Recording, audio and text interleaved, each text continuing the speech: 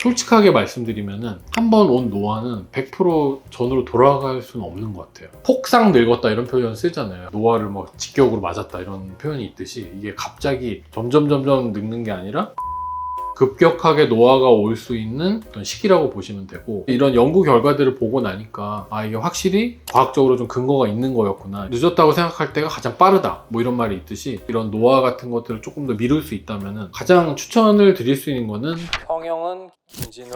나이를 좀 먹었다라고 체감하는 일반 편입니다.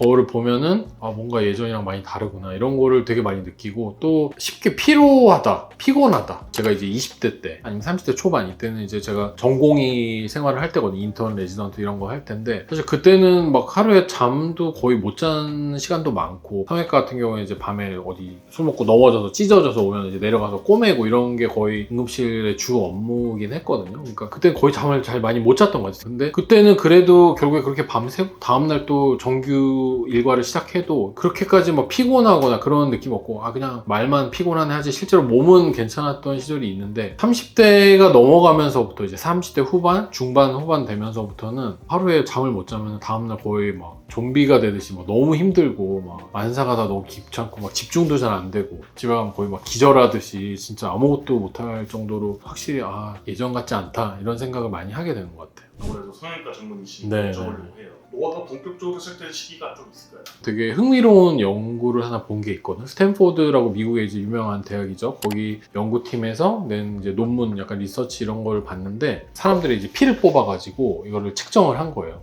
예를 들면 이제 사람 피 안에 노화를 예측할 수 있는 그 단백 성분이 있어가지고 그것들을 추출해가지고 분석을 한 거죠. 그냥 상식적으로 생각하면 노화라는 게 점점 우리가 나이가 들면서 늙어가는 거 아닐까 생각할 수 있지만, 실제로는 그 데이터를 봤을 때 그 어떤 스펙트럼을 이루는, 우리가 이제 변곡점이라고 하죠. 이것들이 인생에 보통 한 3번 정도 폭삭 늙었다 이런 표현 쓰잖아요. 노화를 뭐 직격으로 맞았다 이런 표현이 있듯이, 이게 갑자기 점점 늙는 게 아니라 한 번, 두 번, 3번 이렇게 나왔다고 이제 보고가 돼 있더라고요. 그 나이가 첫 번째는 34살, 두 번째는 60살, 세 번째가 78세, 이렇게 3번으로 이렇게 나눠서 노화의 그런 어떤 피크가 한 번씩 이렇게 땅 치듯이 온다고 하더라고요. 근데 사실 이거는 이제 그 미국 사람들 기준이긴 하니까, 대부분 이제 동양 사람들이 서양 사람들보다는 조금 더 약간 노화의 속도라든지 제가 봤을 때는 조금 더 뒤거든요. 한 2, 3년에서 3, 4년 정도. 우리나라 나이로 치면은 한 30대 후반, 그 다음에 60대 중반, 70대 후반에서 80대 초반 정도, 그 정도가 급격하게 노화가 올 수 있는 어떤 시기라고 보시면 되고, 이런 연구 결과들을 보고 나니까 이게 확실히 과학적으로 좀 근거가 있는 거였구나 이런 생각이 들기도 하고, 늦었다고 생각할 때가 가장 빠르다 뭐 이런 말이 있듯이, 지금부터라도 당장 이런 것들을 좀 실천해가지고 이런 노화 같은 것들을 조금 더 미룰 수 있다면, 관리 같은 것들을 조금 더 신경 쓰고 조금이라도 빨리 시작하는 게 좋은 길이지 않을까. 노화를 우리가 예방할 수 있는 여러 가지 이제 간단한 것들, 첫 번째는 사실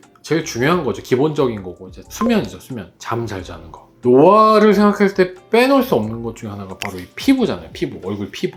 피부가 좀 건강하고 뭔가 좀 주름이 적고 잡티가 적어야지 좀 더 젊어 보이고 좀 건강해 보이는데, 이 피부가 너무 푸석푸석하거나 아니면 뭐 잡티가 많거나 그러면은 당연히 나이가 좀 더 들어 보인다던가 그게 건강해 보이지 않잖아요. 피부의 가장 기본 중에 하나가 바로 수면이라고 생각하시면 돼요. 왜냐면 우리가 피부 재생 이런 것들, 우리가 잘 때 항상 이런 호르몬들이 분비가 되면서 어느 정도 우리 피부에 도움이 되는 그런 힐링 프로세스를 거치게 되는데, 그것들이 보통 연구에 따라 차이는 있지만 보통 밤 11시에서 아니면 새벽 뭐 3시 사이 그런 호르몬들이 굉장히 많이 나온다는 연구도 있고, 우리가 어느 정도 수면 시간을 좀 길게 할수록 피부나 이런 것들에도 훨씬 도움이 되고요. 잠자게 하는 그런 멜라토닌이라는 호르몬 같은 것들이 결국에 이 시간대에 제일 많이 분비가 되기 때문에, 충분한 숙면을 하는 거는 당연히 여러 가지 면에서 도움이 될 수 있다고 생각해요. 두 번째는 저는 보습이죠. 피부 보습. 우리가 사실 보습이라는 게 뭐 되게 어려울 수 있지만 그냥 기본적인 피부에 수분을 보충해준다 이런 뜻이잖아요. 그래서 가장 기본적인 걸로는 이제 보습제 같은 거, 얼굴 건조하지 않게 예를 들어 씻고 나와서 한 번씩 발라주는 거. 우리가 노화하면은 피부에 주름 같은 거를 이제 생각해 볼 수가 있는데, 이 주름이 생기는 여러 가지 원인이 있을 수 있지만, 물론 피부 자체로만 봤을 때는 확실히 이제 좀 건조한 피부들, 그런 피부들이 이런 잔주름 같은 게 좀 잘 생길 수가 있거든요. 이런 면을 봤을 때도 피부에 어느 정도 보습을 좀 꾸준히 해주는 게 노화로 이어지는 주름 예방을 하는데 굉장히 도움이 될 수 있기 때문에 보습을 좀 신경 써주시는 게 좋아요. 저 같은 경우도 이제 환자분들이 이제 저한테 가끔 말씀하시는 하시거든요. 피부가 되게 좋다. 그냥 하시는 말씀일 수도 있는데 어쨌든 저 같은 경우도 다른 건 몰라도 이 보습은 되게 신경을 좀 쓰려고 하는 편이에요. 아침 저녁으로 꼭 세안하고 외출하고 나면 꼭 얼굴 씻어주고 그 다음에 꼭 얼굴 건조한 상태로 두지 않고 보습제를 좀 발라주는 편이거든요. 저 쓰는 거 보시면은 뭐 제가 상품명을 말씀드릴 수 없지만 저는 쿠팡에서 그냥 제일 싼 거 쓰거든요. 그렇게 비싼 거 아니에요. 대신에 좀 양이 많고 좀 넉넉하게 쓸 수 있는 거. 가격에 부담 없는 거를 자주 쓰는 게 훨씬 더 효과가 좋은 것 같고 제가 스스로 이제 실천해서 알기 때문에 보습제를 아끼지 말고 꾸준히 발라주는 게 훨씬 더 좋다. 그 다음으로 이제 이 노화의 가장 중요한 것 중에 하나, 자외선 차단. 우리가 자외선에 대해서는 그때 선크림 얘기하면서 자세하게 설명을 드렸었잖아요. 사실 노화의 가장 큰 적은 저는 사실 자외선이라고 생각하거든요. 그만큼 피부에 안 좋은 영향을 많이 미치고 피부암이라든지 아니면 피부에 여러 가지 잡티, 색소 질환 이런 것들을 유발할 수 있기 때문에 자외선은 꼭 차단을 해주는 게 중요하죠. 당연히 이제 선크림이 기본이고요. 저 같은 경우에는 이제 좋아하는 운동 중에 하나가 이제 골프 요즘에 많이 치시잖아요. 골프를 치는데 이제 요즘에는 사실 되게 더워요, 밖에. 야외 운동이나 야외 활동할 때 특히나 이 자외선에 노출될 가능성이 굉장히 많기 때문에 선크림을 저는 아끼지 않고 쓰는 편인 것 같아요. 엄청 많이 두껍게 바르고 얼마 전에는 제가 골프 치러 갔는데 햇빛은 없는데 약간 흐린 날이었어요. 흐린 날이라고 이 자외선이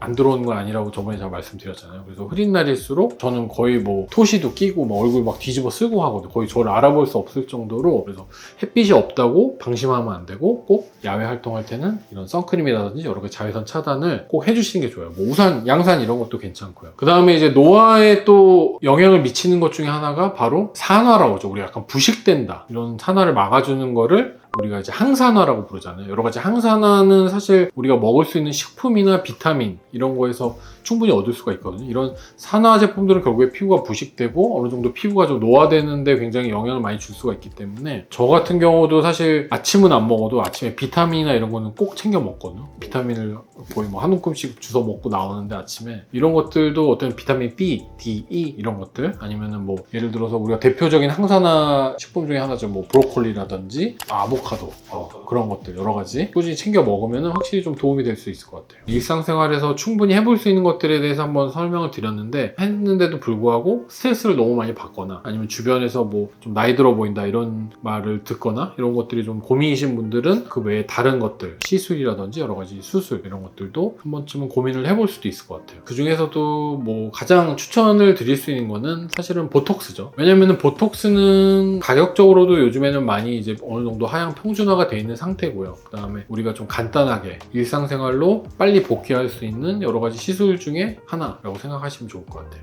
보톡스라는 거는 뭐 요즘에 너무나 보편화가 돼 있기 때문에 사실 뭐 보톡스에 대해서 모르시는 분은 없을 것 같아요. 간단하게 말씀을 드리면 우리가 얼굴에 표정을 지을 때 항상 이 표정 근육을 사용하잖아요. 근데 우리가 생기는 얼굴의 주름들이 대부분이 표정 근육을 쓸 때 생기거든요. 예를 들면 뭐 눈웃음 질 때 눈가에 주름이 진다든지 아니면 이마 근육을 이렇게 들어 올리거나 했을 때 이마에 주름이 진다든지 미간을 찌푸렸을 때 미간의 11자에 주름이 진다든지 이런 식으로 여러 가지 근육의 작용에 의해서 생기는 주름들이 많기 때문에 마비시키는 거라고 생각하시면 돼요. 보톡스를 통해서 이 주름들을 예방을 하는 거죠. 쉽게 말하면. 가격은 이게 너무나 천차만별이고 보톡스도 사실 좀 종류가 좀 다르긴 하거든요. 예를 들면 국산이 있고 외산이 있고 여러 가지 뭐 타입이 다르고 그래도 보통 요즘에는 10만 원 미만으로 대부분은 뭐 더 싼 데는 뭐 2, 3만 원, 뭐 만 원 이런 데도 있고 너무 다른 것 같아요. 물론 이제 부위가 여러 부위가 되면 모르겠지만 이제 단일가로 봤을 때는 아주 그렇게 비싸진 않은 편이고 그럼에도 불구하고 어느 정도 효과가 좀 보증이 돼 있기 때문에 가성비 면에서도 좀 훌륭한 시술이 아닐까. 저도 사실 며칠 전에 맞았거든요. 사각턱을. 주사를 무서워하는 저도 맞을 수 있는 시술이기 때문에 보톡스 같은 경우에 이렇게 꾸준히 맞는 것도 이 노화를 어쨌든 좀 예방 아니면 좀 늦출 수 있는 이렇게 관리하는 차원에서 굉장히 좋은 시술이라고 생각합니다.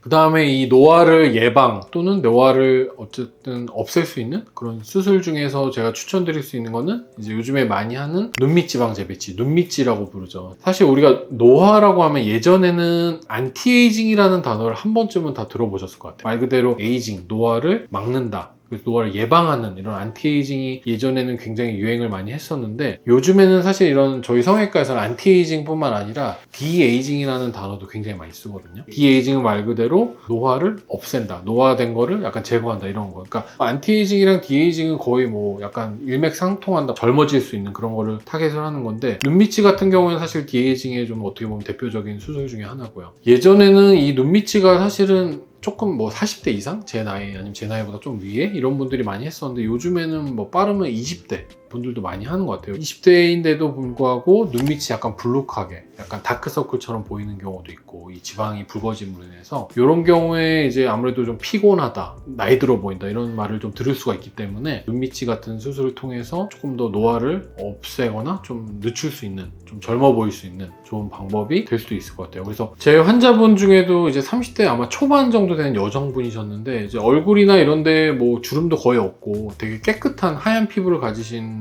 여성분이셨는데 눈밑 때문에 고민이 돼서 오셨었거든요. 근데 눈밑이 지방이 좀 붉어져가지고 이게 약간 거무스름하게 약간 다크서클처럼 보이는 게 고민으로 오셨어요. 그래가지고 좀 나이가 아직 젊으시긴 하지만 이 눈밑 하나 때문에 너무나 손해를 보는 게 많으신 것 같다. 그래서 결국에는 환자분이랑 상담을 통해서 눈밑 지방 재배치를 이제 수술을 했는데 확실히 이제 제가 봤을 때도 하고 나니까 이 눈밑이 약간 검게 약간 불룩하게 나왔던 게 없어지니까 뭔가 눈 주변의 인상이 되게 환해 보이고 환자분도 만족하고 저도 되게 보면서 만족했던 그런 기억이 있어요. 그래서 이런 눈밑 지방 재배치 같은 수술이 30대에 이미 좀 약간 빠르게 찾아온 노화 같은 느낌을 좀 없앨 수 있는 좀 좋은 방법이 될 수도 있구나 이런 거를 그때 되게 크게 느꼈던 것 같아요. 그래서 요즘에 눈밑 지방 재배치 이런 수술이 굉장히 뭐 유튜브 같은 데도 굉장히 많은 콘텐츠가 있는 걸로 알고 있는데 그만큼 효과가 굉장히 좋기 때문에 효과를 주변에서 많이 경험하고 간접 경험하고 이런 것 때문에 관심도 많고 많이 찾아보고 하시는 게 아닐까. 성형은 김진우.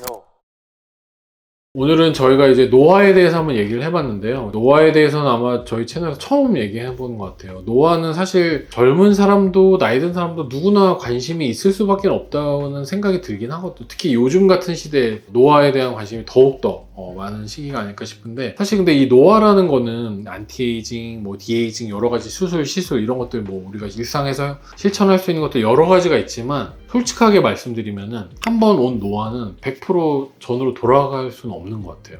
이미 한 번 생긴 깊은 주름은 아무리 무슨 수술이든 시술을 하던 간에 완전히 예전처럼 편편하게 필 수는 없는 것 같거든요. 그러면은 우리가 이런 것들을 예방할 수 있는 여러 가지를 통해서 최대한 얘네를 좀 뒤로 미루면 좋을 것 같아요. 저는. 아까 말씀드렸던 여러 가지 실천할 수 있는 것들을 하나 이상씩 꼭 한 번씩 실천해 보시길 추천을 드리고 좀 더 다른 것들도 좀 해보고 싶다 하시는 분들은 이런 다양한 시술이나 수술 같은 것들도 한번 상담을 받아보시고 나한테 맞는 거를 선택해서 실천을 해보시면 충분히 도움이 될 수 있지 않을까. 오늘 저희 영상이 도움이 되셨다면 구독과 좋아요, 알람 설정까지 꼭 같이 해주시고요. 주변에 우리 엄마, 이모, 삼촌 뭐 노화에 대해서 고민이 있거나 노화에 걱정이 되거나 아니면 뭐 노화에 대한 뭔가가 있나 이런 것들 좀 궁금해 하시는 분들이 있다면 저희 영상을 같이 공유해 주시면 감사하겠습니다. 성형은 김진우.